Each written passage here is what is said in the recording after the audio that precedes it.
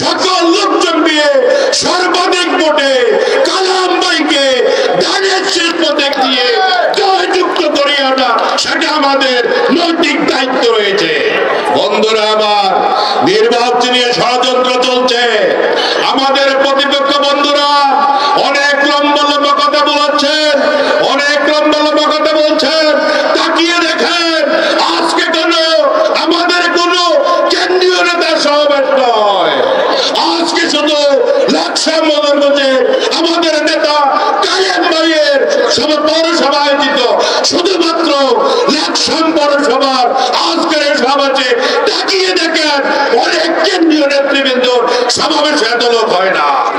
বন্ধুরা আমার, আপনাদেরকে পরিশেষে একটি আহ্বান জানাই, আমরা 12 তারিখ সকালবেলা শুধু ভোট দিলে হবে না, সারাদিন বসে ভোট দিয়ে ভোটের বাক্স ভাড়া দিয়ে গণনা করে জয়ের মালা গলায় নিয়ে সবাই আমরা বাড়ি ফিরবো ইনশাআল্লাহ।